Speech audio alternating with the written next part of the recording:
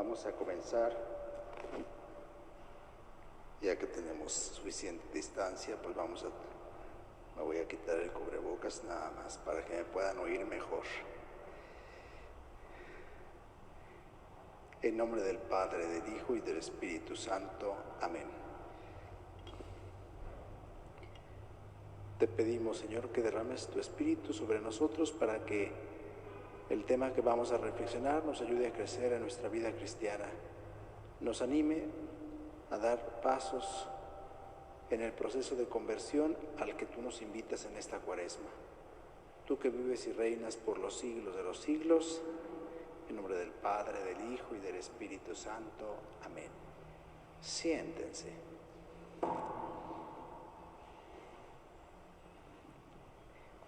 Bien, pues el día de ayer estuvieron ustedes reflexionando sobre el tema de la vida, según entiendo. Estuvieron ustedes reflexionando sobre la cultura de la vida, sobre la dignidad humana. Ahora vamos a dar un paso y vamos a reflexionar juntos sobre un tema muy importante. Todos los temas son importantes. Este tema tiene como título que no anestesien nuestra conciencia frente al mal. Es un tema muy fuerte y está basado en las reflexiones que los obispos de México han hecho en el último Plan General de Pastoral. Yo les invito entonces para que nos dispongamos a hacer juntos esta reflexión. Primero, como punto de partida, no es sano que nos habituemos al mal, no es sano. No nos hace bien permitir que nos anestesien la conciencia. Y a veces hay quienes nos anestesian la conciencia. Anestesiar significa adormilar, significa que perdamos la sensibilidad. ¿Cuál queremos que sea el fruto de este encuentro? Reconociendo que es Dios quien orienta nuestra vida, el fruto de este encuentro es que tomemos conciencia del mal que hay entre nosotros y nos dispongamos a dejarnos guiar por el Espíritu Santo por caminos que nos lleven a cambiar el mal que vivimos. Yo les invito a que partamos de una pregunta. Dios nos ha creado. Dios nos muestra el camino para vivir y para realizar y desarrollar mejor nuestra vida y nos ayuda a recorrerlo. Sin embargo, Dios nos deja en entera libertad. Él nos dirige como si fuéramos, Él no nos dirige como si fuéramos un robot que funciona a control remoto, para nada. Dios nos deja libres, nos da libertad. Por eso la pregunta es, ¿qué orienta nuestra vida? ¿Qué le da sentido? ¿Qué la llena de alegría? ¿Cuánta libertad necesita el hombre? ¿O hasta qué punto podemos decir que el ser humano es libre? Vamos entonces a comenzar nuestra reflexión, pues viendo la experiencia de vida, o sea, partimos de la realidad. Y aunque pueda parecer un poquito pesimista esta enumeración que voy a hacer, pues no se asusten, es nuestra realidad. Y es necesario, ayer el Padre les invitaba a que en los ejercicios nos dejemos interpelar por Dios para convertirnos, porque de hecho de eso se tratan los ejercicios, que iniciemos un proceso de conversión. Claro que se supone que estamos viviendo en esta invitación constante a la conversión durante la Cuaresma, pero especialmente lo hacemos cuando vivimos los ejercicios.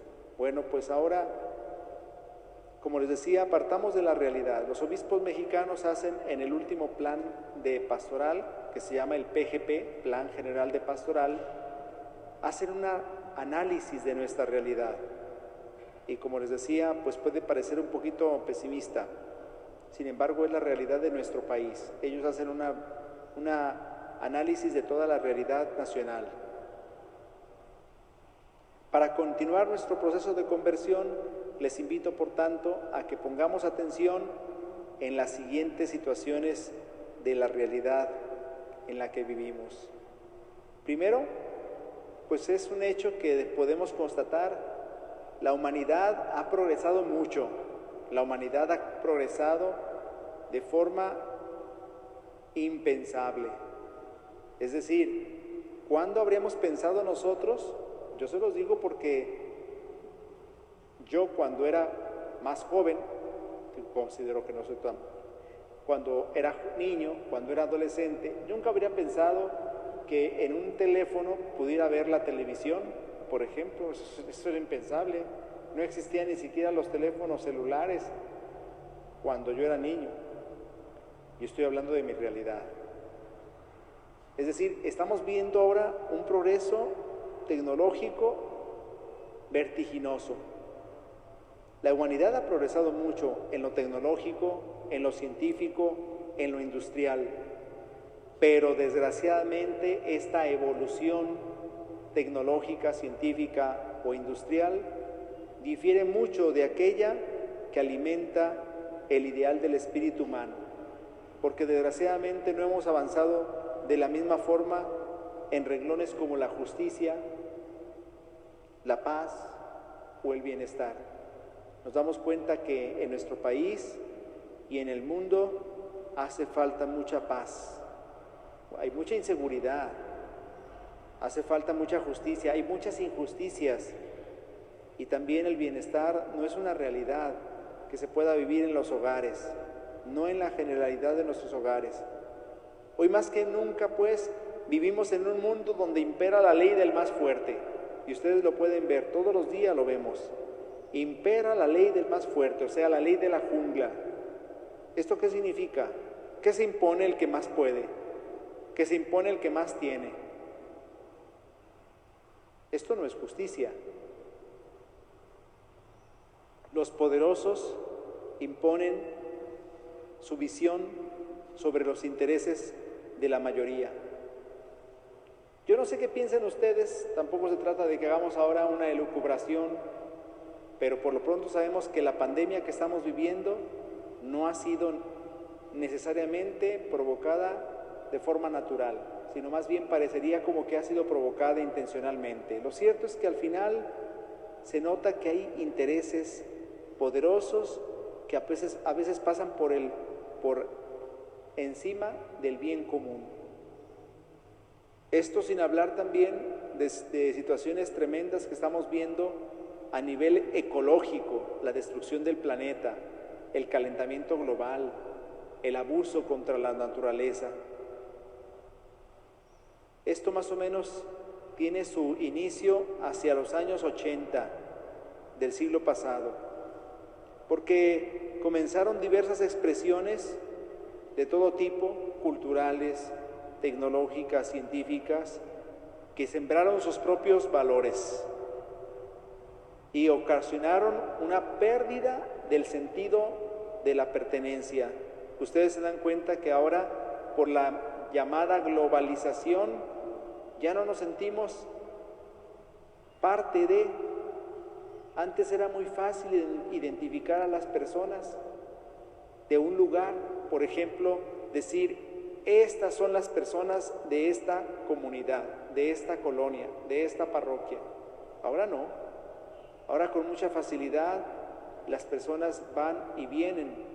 No digo que eso sea malo necesariamente, digo, estamos constatando una realidad.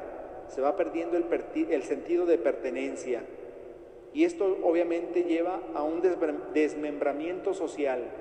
O sea, la sociedad ya no está cohesionada, unida, sino que más bien se vive un desmembramiento social. Y esto provocado por nuevas ideologías, partidos y creencias que dan ciertamente lugar a una actitud individualista, egoísta, donde cada quien se preocupa de sí mismo, pero no se preocupa de los demás. Cada quien vive su mundo con desconfianza y poco diálogo, Ustedes se dan cuenta cómo han crecido los cotos, y no quiero atacar a nadie si vive en un coto, pero se dan cuenta cómo han crecido esos lugares, cotos que parecen como una especie de colonia dentro de la colonia, como que parecen como un barrio dentro del barrio, cotos que son una expresión de lo que estamos viviendo. Muchas personas que se aíslan a vivir en una sección de un lugar, de una colonia, por ejemplo. ¿Pero por qué? Por la inseguridad, por el miedo, porque ha crecido tanto la inseguridad que preferían mejor vivir en un lugar más seguro. Creció la injusticia, creció la inseguridad, creció la violencia, creció la discriminación y la indiferencia.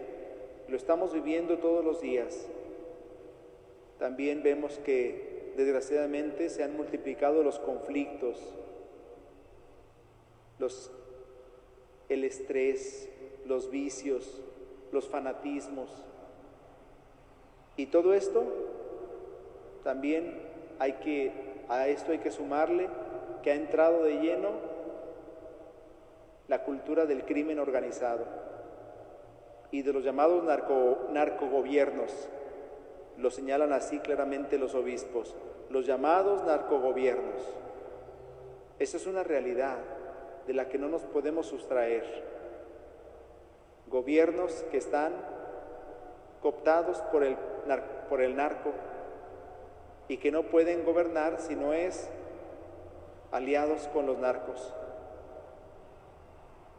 La falta de oportunidad de desarrollo humano, pero también, desgraciadamente, una conciencia mal formada, que van originando en nuestra sociedad, que han venido originan pobreza, pero pobreza no solamente a nivel económico, sino pobreza en otros campos. Por ejemplo, en el campo educativo. Terrible la desolación que se vive en el campo educativo, ahora por la pandemia, pero también por el abandono sistemático de las autoridades. La educación es una prioridad, porque a veces se le descuida, a veces se vuelve botín político que se entrega a sindicatos por intereses. También hay una pobreza espiritual. ¿Se dan ustedes cuenta cómo se ha incrementado la pobreza espiritual? Y no solo por la pandemia, como decía, que también ha llevado a muchas personas a no venir al templo y a habituarse a no venir. Y no solo porque seguramente están viendo la transmisión de la celebración a través de internet, no, sino porque ya no les interesa, porque ya no vienen, porque ya no es algo que les llame la atención. Pobreza espiritual, pero también pobreza laboral. Muchas personas que han perdido su trabajo o que se subcontratan o que tienen dos trabajos o que tienen un trabajo formal y tal vez otro informal, porque al final a esto nos lleva a la situación que estamos viviendo de carencia, de carestía, de necesidad. La pobreza también a nivel sanitario, la salud, cómo se ha deteriorado la salud de nuestro país, cómo se ha deteriorado la salud de nuestro país, porque las prioridades son otras. Se ha dejado de invertir en el campo sanitario.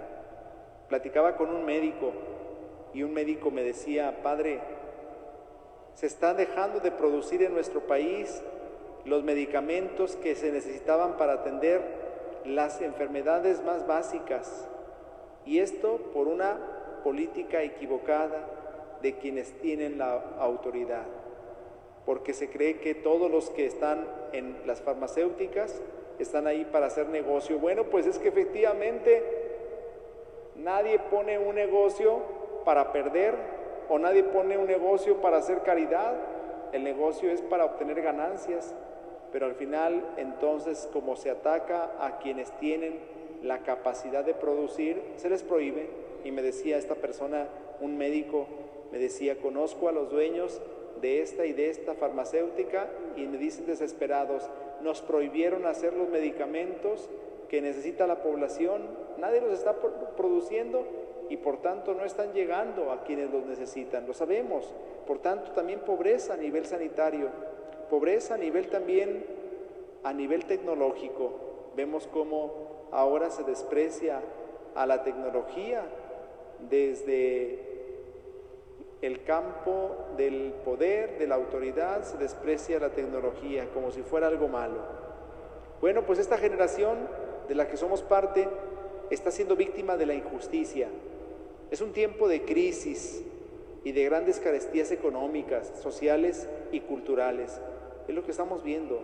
Tristemente nos sentimos como en una especie de crisis generalizada, crisis de valores, crisis de autoridad, crisis de liderazgo, crisis moral. Vivimos como una especie de crisis generalizada. Como les decía, todo esto de pronto alguien puede decir, ay padre, qué panorama tan sombrío nos está presentando, ya me dan ganas de suicidarme. No, tranquilos, no se preocupen, la idea nada más es constatar lo que ustedes ya conocen, nada más es darnos cuenta en pocas palabras de lo que hemos estado viviendo, de lo que estamos viviendo. Tristemente, como decía, esta es nuestra generación con tantas limitaciones. Y ciertamente que el sector más desfavorecido, pues los más pobres, los que sufren más, efectivamente, los que se ven más desfavorecidos de los beneficios económicos, sociales, educativos, laborales, y más susceptibles a la narcocultura, los más jóvenes, los más pobres. Para muchos cristianos, también hay que decirlo, han caído en el relativismo moral. El relativismo moral significa todo está bien, cada quien tiene su punto de vista, cada quien tiene derecho a tener su idea de lo que está bien y de lo que está mal. Si esto para ti está mal y para mí está bien, respétame. Si tú dices que esto es malo y yo digo que es bueno, pues respétame. Eso significa relativismo moral. Antes sabíamos muy bien lo que estaba bien y lo que estaba mal. Ayer les decía el padre, antes sabíamos con toda claridad, esto está bien, hay que hacerlo, esto está mal, hay que evitarlo. En la actualidad, todo está bien, todo se permite, todo se puede hacer. Pero yo digo que no, ese es tu punto de vista. El mío es que está bien. Caemos en el relativismo moral, eso es lo que estamos viendo ahora. Un relativismo moral que crece y se propaga en el modo de pensar, de reflexionar y de vivir la fe, que permite pues esta desigualdad en la que estamos viviendo, ya que favorece el debilitamiento de verdades objetivas. Antes había una verdad, porque solamente hay una verdad. Nosotros que somos creyentes decimos, solamente existe una verdad y la verdad está sustentada en Dios. Pero resulta que ahora todos pueden tener la verdad, todos pueden tener un poco de verdad, todos tienen derecho a tener la verdad con ellos. ¿Y qué está sucediendo? Pues que estamos viendo estas desigualdades terribles que son fruto del debilitamiento de las verdades objetivas y universales, tan fundamentales, por ejemplo, como el valor de la vida. En otro tiempo sabíamos que matar es malo, por tanto hay que defender la vida. Pues ahora no, ahora matar es bueno. Se acaba de aprobar en España una ley que favorece la eutanasia. Ahora resulta que matar es bueno. Las leyes, en vez de proteger la vida, ahora favorecen la muerte. Leyes que se están aprobando y que se van a intentar aprobar en nuestro país, como la despenalización del aborto, pero no solo eso, sino incentivar el aborto como un derecho. ¿Derecho a matar? ¿Cuándo habríamos oído eso hace 20, 30, 40 o 50 años? Pero ahora, quienes esgrimen estos nuevos derechos, es que es un derecho que yo pueda disponer de lo que pasa con mi cuerpo. Resulta entonces que caemos en este relativismo moral que lleva incluso a despreciar valores tan fundamentales como la vida humana, la dignidad de la persona. Ustedes se dan cuenta, nunca se había hablado tanto de derechos como en el tiempo presente y nunca se habían violado tanto los derechos como en el tiempo presente, sobre todo hablando de la dignidad de la persona. Las personas que son pisoteadas en sus derechos, vulneradas en sus derechos. Hablamos de los inmigrantes, de los indígenas, por ejemplo. Hablamos de las personas que menos tienen.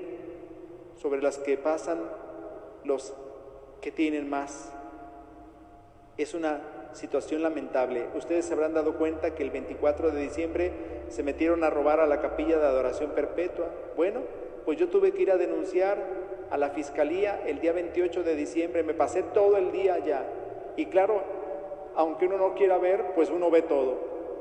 Y uno se da cuenta de que nuestro sistema de justicia, tristemente, es un sistema muy limitado, donde solamente reciben justicia los que tienen, los que pueden pagar, los que pueden soltar una mordida. Pues es triste decirlo, pero es la realidad.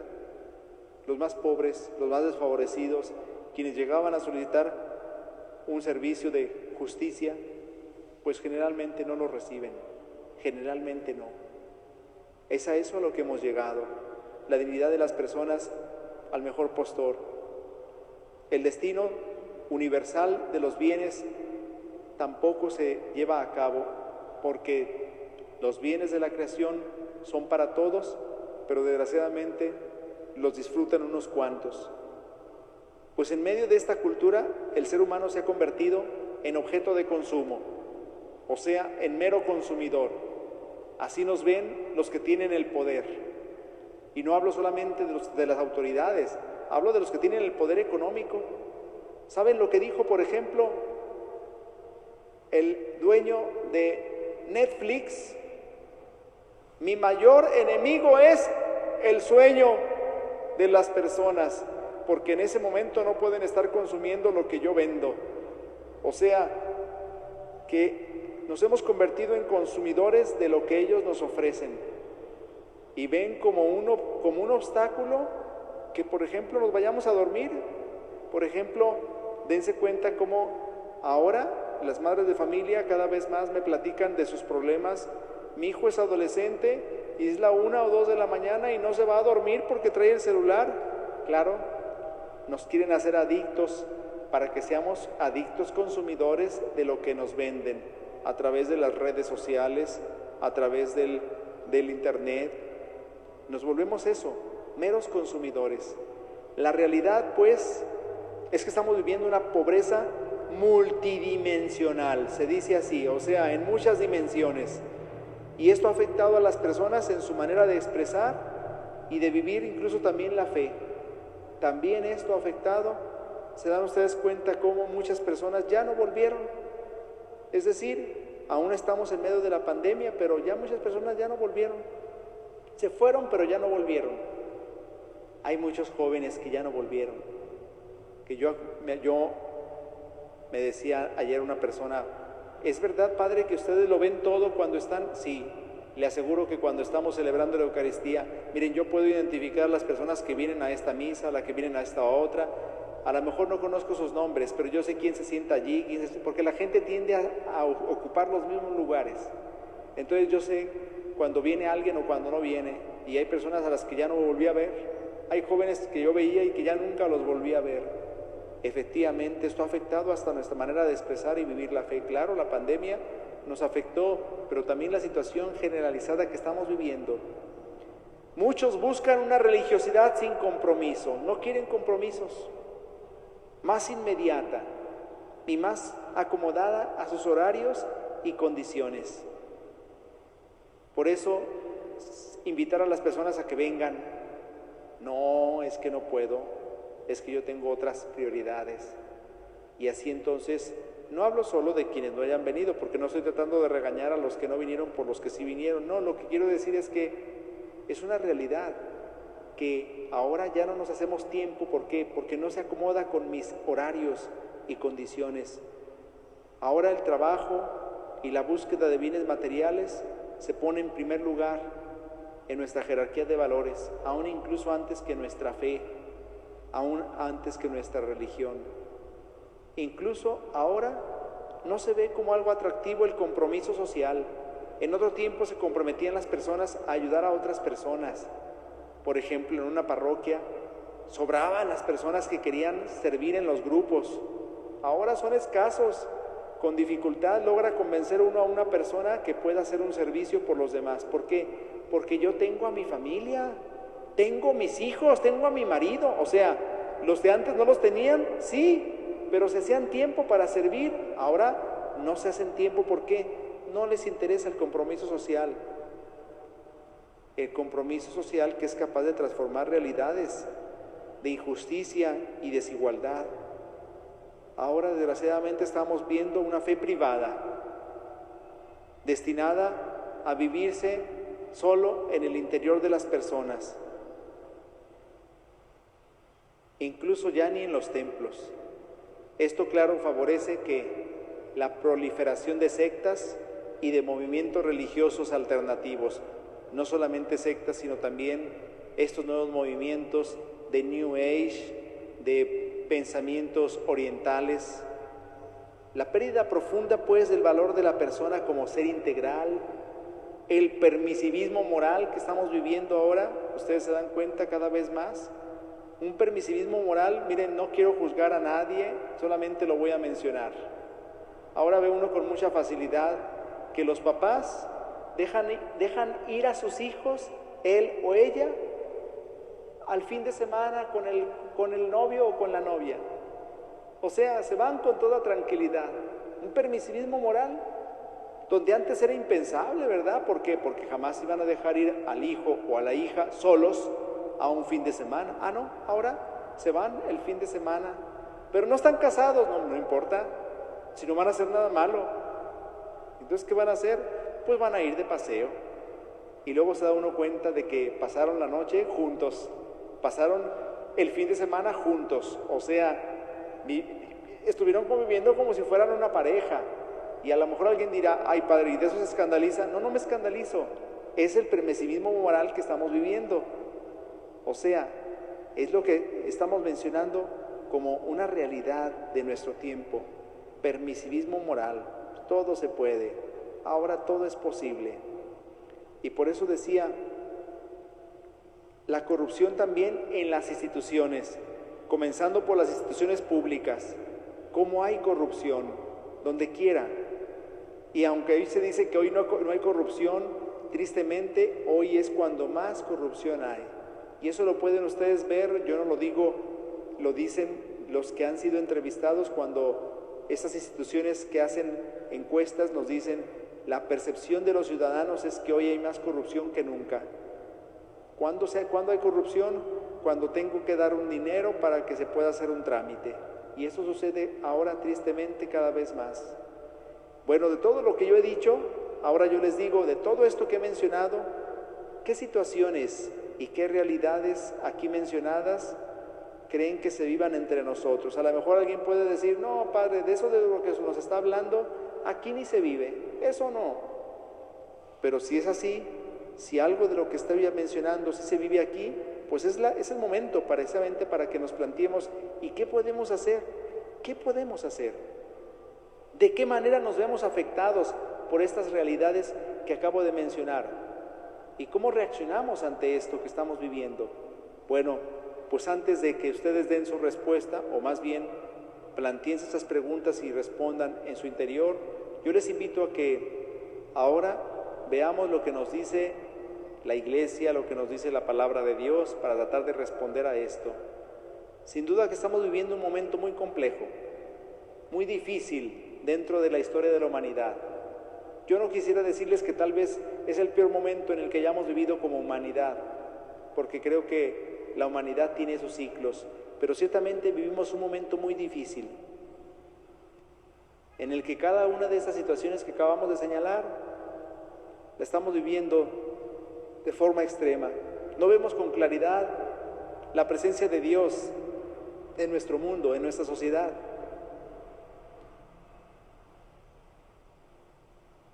Yo les invito entonces ahora a reflexionar en un texto que nos propone la Escritura, Libro de la Sabiduría, capítulo 17, versículos 10 al 20. Fíjense, es un texto muy sencillito pero muy bonito. Dice, porque la maldad es cobarde y se condena por su propio testimonio.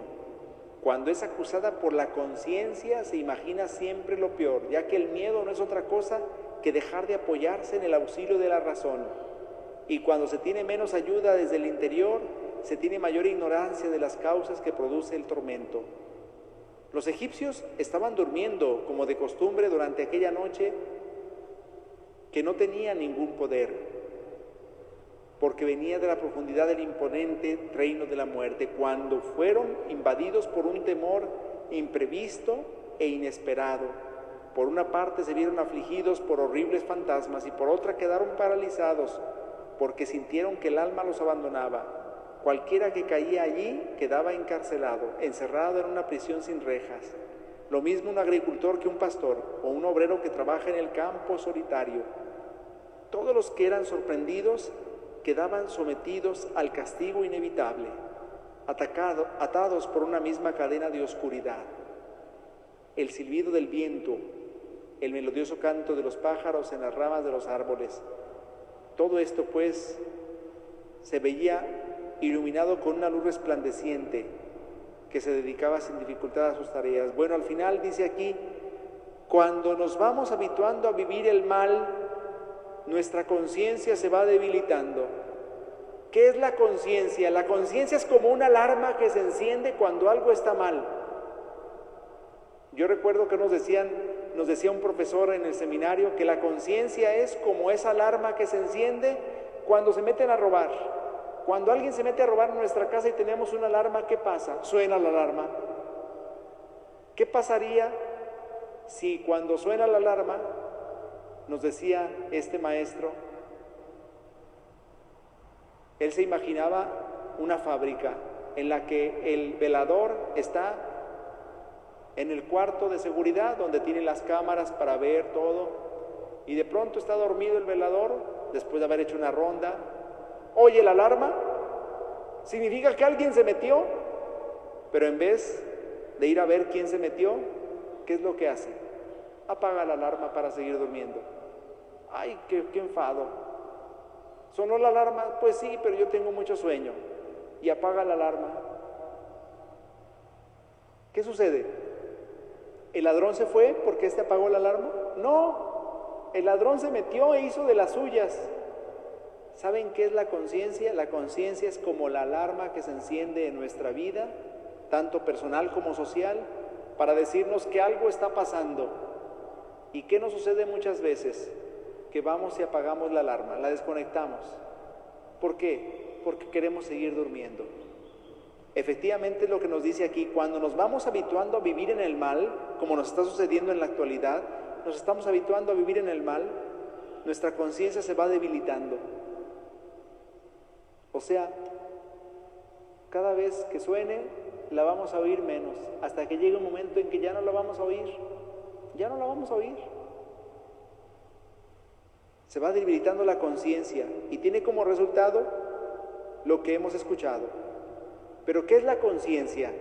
La conciencia es la voz interior que hay en el hombre, que le exige hacer el bien y evitar hacer el mal. Es a la vez la capacidad de poder diferenciar el mal del bien. En la conciencia que es testigo de la verdad, Dios habla al hombre. Dios habla al hombre. La conciencia es comparada con una voz interior en la que Dios mismo se muestra dentro del hombre. Es Dios quien se hace perceptible en la conciencia. Cuando decimos, esto no puedo conciliarlo con mi conciencia, o también cuando decimos, esto no lo puedo hacer en presencia de Dios, pues es que nuestra conciencia es la que nos está diciendo que estamos haciendo algo malo o que podríamos hacerlo.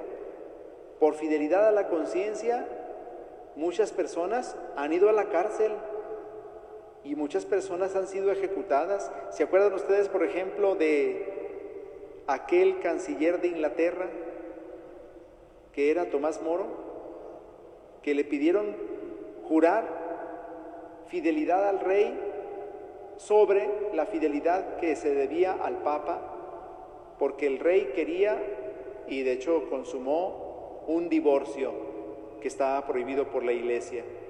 Y entonces el canciller dijo, yo prefiero ser fiel a mi conciencia, yo no voy a jurar esta fidelidad al rey.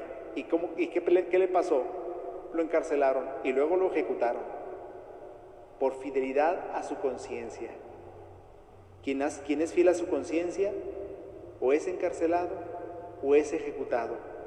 Ustedes dirán, ay, pues yo no quiero ser ni encarcelado ni ejecutado, Padre, mejor entonces no voy a ser fiel a mi conciencia. Es que la conciencia nos tiene que llevar siempre a buscar vivir en la verdad.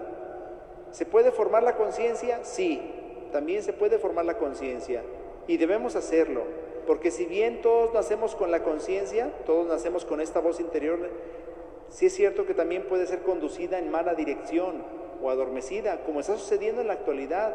Hay muchas personas que tienen su conciencia desviada porque se les ha presentado como bien lo que es mal y creen entonces que lo que es error es verdad. ¿Han oído ustedes aquel cuento? Yo creo que sí lo han oído. Pues es un cuento que es verdad, que decían, la mentira y la verdad se encontraron.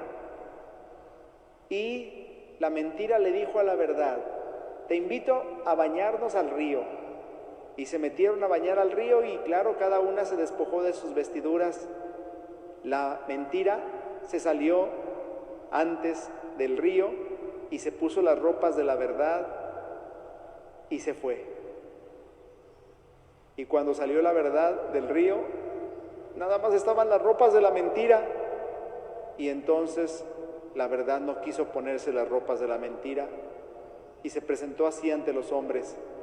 Y claro, la verdad desnuda a nadie le gustó. Todos preferían entonces a la mentira disfrazada de verdad.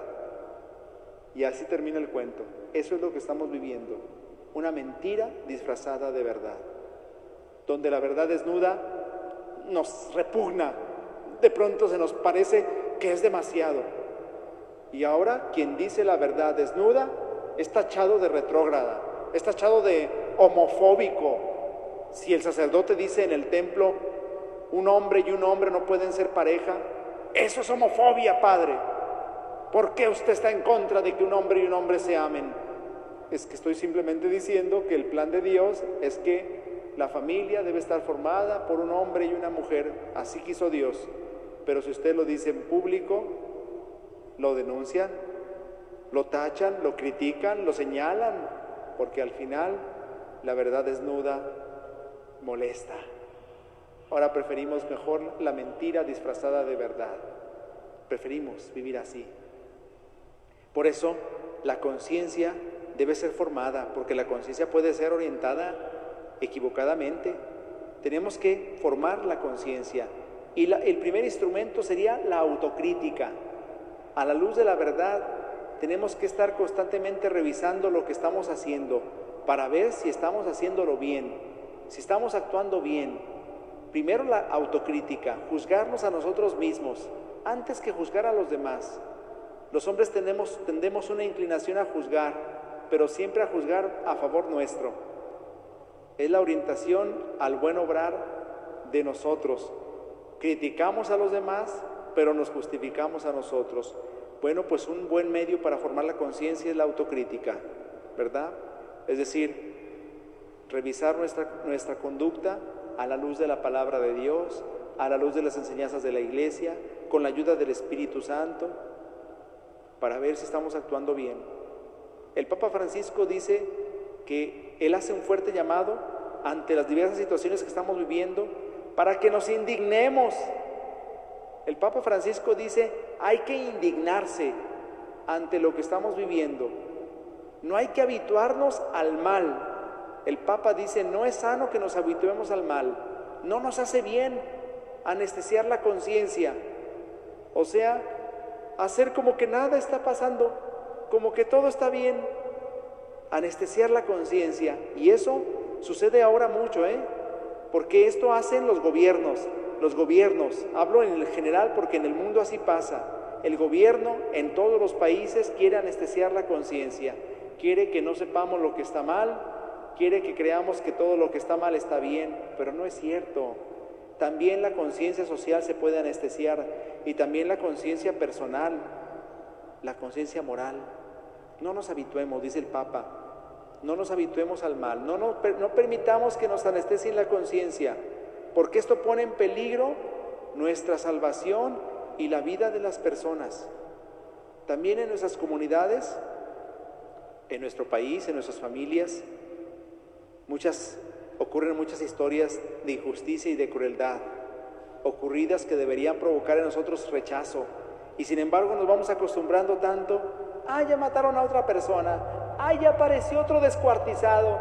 ¡Ay, ya descubrieron otra fosa con 30 cadáveres! Es una noticia de todos los días. Nos vamos anestesiando la conciencia cuando no nos horrorizamos frente al mal que estamos sufriendo, cuando estas cosas ya no nos extrañan. ¡Ay, fíjate que asaltaron a mi hijo el otro día! ¡Ay, con que no le hayan hecho nada es suficiente! Ya nos acostumbramos a que nos roben, a que nos asalten. ¡Ay, secuestraron a mi hija, pero luego la soltaron! Bueno, con que no la hayan matado está bien. Ya nos acostumbramos al mal, ya se nos hace el pan de cada día. Nos están anestesiando la conciencia y ya nos habituamos a que todo está bien. No nos podemos quedar así, dice el Papa. No podemos pensar que no está pasando nada, cuando lo que estamos viviendo debería escandalizarnos, dice el Papa. Tendría que volvernos más sensibles todo lo que estamos viviendo. Situaciones de explotación humana, de atropello, de asesinato, de injusticia, de muerte. Nuestro pueblo vive muchas de estas realidades. Nuestras familias viven muchas de estas realidades. Es un hecho. Aumenta la miseria, aumenta ciertamente la injusticia. No es sano que nos habituemos al mal. No podemos permitir que nos anestesien la conciencia social cuando convertimos en legal lo que no es moral. Se permite, por ejemplo, se aprueba el aborto, se hace legal lo que es inmoral, cuando no nos importan los medios que usamos para conseguir los fines que perseguimos. Antes se decía, el fin no justifica los medios. Pues ahora es al revés, el fin justifica los medios. Si yo quiero alcanzar este fin, no importa que viole la ley o que cometa un acto inmoral. Esto estamos viviendo, tristemente. Y ahora vivimos en un tiempo, una época light, donde todo se puede, donde todo está bien, donde todo es permitido. Bueno, pues ahora, frente a esto, a esta sana indignación, nos dice el Papa, nos propone una respuesta de esperanza. A las diversas mentalidades de colonización que estamos viviendo, el Papa nos invita a construir redes de solidaridad, de desarrollo, a ser conscientes frente a todo lo que estamos viviendo, buscar alternativas, asegurar para los más pobres, ciertamente comenzando por ahí, pero para todos, más justicia, una educación adaptada que desarrolle sus capacidades, que los haga nuevamente ser protagonistas de su historia. A todos nosotros nos pide el Papa verdadera astucia y genuina capacidad para transformar nuestra realidad, pero positivamente, a ser conscientes de las cosas que están mal y a denunciarlas. Hoy nos quedamos callados. Ayer me decía una persona, padre, yo le digo a mis conocidos y a mis familiares, hay que denunciar lo que está mal. Ay, no, yo no me quiero meter en problemas. Yo no quiero que me vayan a bloquear mi cuenta de Facebook o de Twitter. Por eso mejor no digo nada. Me quedo callado, me hago cómplice del mal que estamos viviendo. Qué triste y qué lamentable. Tenemos que ser conscientes de lo que está mal y tenemos que denunciar lo que está mal. Tenemos que alzar la voz, y no hablo solo a nivel político o social, a nivel moral, a nivel espiritual, a nivel individual, a nivel familiar. Hay cuántas situaciones que se están viviendo, hay que señalarlas, hay que decirlas. Destapar la herida, lo único que va a hacer es que nos lleve a que la herida sane. Si la herida la tapamos, la herida solamente se va a llenar de pus y se va a pudrir. ¿Y saben lo que hace una herida podrida? Provoca gangrena. Y la gangrena nos lleva a que nos tengan que estripar un miembro del cuerpo. No hagamos eso. Si hay una herida, hay que destaparla. ¿Para qué? Para que se oríe, para que pueda sanar. El Papa nos dice, el encuentro con Jesucristo vivo debe llevarnos a la conversión del corazón. En medio de la comunidad cristiana se manifiesta, pues, en la virtud de la solidaridad entre todos nosotros, en realmente darnos cuenta de lo que está mal y señalarlo. Si alguien dice yo amo a Dios, pero no se preocupa de su hermano, es un mentiroso, dice el Papa. Hemos recibido este mandato, el que ama a Dios, que también ame a su hermano. Por eso debemos cambiar las estructuras de pecado. Nosotros debemos darnos cuenta de las situaciones de opresión y de injusticia que hay en el mundo y señalarlas. Solamente así se podrán solucionar. Claro, no es eso todo, pero ya es el primer paso. Tendremos luego que buscar juntos soluciones a los problemas que estamos viviendo. Pero si ocultamos los problemas, si ocultamos el mal, entonces este no se va a ir, no se va a acabar por arte de magia. Terminamos pues esta reflexión con estas preguntas. En un momento de silencio, reflexionemos estas preguntas. ¿A qué me motiva este tema que hoy hemos reflexionado? ¿Qué situaciones en mi familia o en mi comunidad o en mi parroquia puedo mejorar? ¿Puedo comprometerme yo en un apostolado o en un trabajo en favor de los demás? Como parte de la pastoral, también se nos confía una misión específica, según los valores del reino de Dios. ¿Qué debo hacer para vivir e impulsar esto en la sociedad? ¿Cómo puedo promover la toma de conciencia frente a las situaciones que vivimos en el mundo, en la sociedad, en nuestra comunidad, en la parroquia, en nuestra familia? Pues cada uno de nosotros aquí tiene mucho pues que meditar y que reflexionar. Yo termino diciéndoles, la conciencia sin Dios es un error que puede extraviarse hasta convertirse en un pozo lleno de crímenes. Así dice el Papa Francisco, La conciencia sin Dios es un error que puede extraviarse hasta convertirse en un pozo lleno de crímenes. A veces se quiere ahora tener una conciencia laica, o sea, tener conciencia pero quitar a Dios. Si quitamos a Dios, entonces la conciencia se va a volver solo nuestros intereses. ¿Qué vamos a buscar? No el bien y el mal según Dios, sino el bien y el mal según nosotros, lo que a mí me convenga, lo que a mí me guste, lo que a mí se me acomode. Por eso la conciencia tiene que tener siempre a Dios en medio. Yo les invito a que como fruto de esta reflexión, pues practiquemos, busquemos que en nuestra comunidad, que en nuestra familia se instauren la paz, la justicia, el bienestar. Y una acción concreta que podemos llevarnos de este tema es denunciar con valentía profética los atropellos y las injusticias de nuestro mundo. Que denunciemos con firmeza el error, el engaño y la mentira. En eso nunca nos vamos a equivocar, porque sabemos lo que está mal y tenemos que decirlo. Y también señalar lo que está bien para que lo que está bien crezca, lo que está bien avance, lo que está bien sea cada vez mayor, pero lo que está mal hay que señalarlo para que sea descubierto, para que sea exhibido y para que pueda ser combatido. Si no señalamos el error, el engaño y la mentira, estos no van a desaparecer por arte de magia.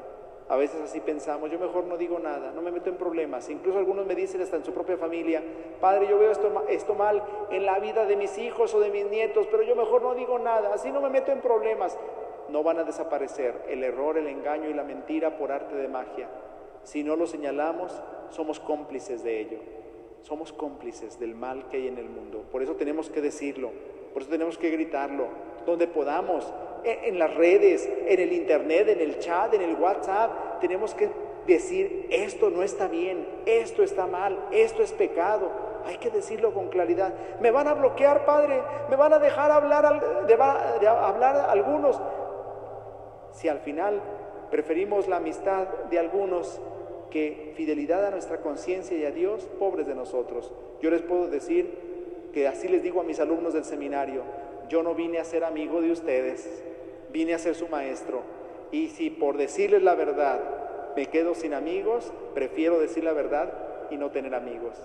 Pero si renuncio a la verdad para ser amigo de todos, pobre amigo, ¿verdad? Pobre amistad. Una amistad que vende al amigo y que vende la verdad para quedarse con una complicidad, porque ya no es amistad, es complicidad. Así que hay que mejor ser amigos de la verdad, amigos de Dios, amigos del bien, y hay que denunciar lo que está mal. Hay que hacerlo con valentía, que el Señor está de nuestro lado. Pues aquí termina el tema de este día. Es un tema fuertecito, dispénsenme, pues no puede ser de otra manera. Si los ejercicios no nos sacuden, pues entonces pues nada más nos están dando así como una especie de droga para dormirnos. No, hay que sacudirnos, hay que darnos cuenta de que tenemos que actuar. La Cuaresma nos está interpelando para que actuemos. No dejemos pues de hacer lo que tenemos que hacer, no dejemos de actuar, porque Dios espera mucho de nosotros. Pues vamos a terminar, si gustan, ya no quiero entretenerles más. Les invitamos a que continúen asistiendo a los ejercicios, que mañana pueden estar aquí presentes. Yo espero que mañana puntualmente a las 12 continúen ustedes viniendo para que puedan estar aquí en el momento de la reflexión. En el nombre del Padre, del Hijo y del Espíritu Santo. Amén. Te damos gracias, Señor, por los beneficios que hemos recibido de ti, que vives y reinas por los siglos de los siglos. Amén. Les voy a dar la bendición para que el Señor les acompañe, para que bendiga a sus familias, sus trabajos, para que bendiga a sus personas, sus necesidades. El Señor esté con ustedes. La bendición de Dios Todopoderoso, Padre, Hijo y Espíritu Santo, descienda sobre ustedes y les acompañe siempre. Pues que les vaya muy bien, los esperamos mañana. Gracias por su atención.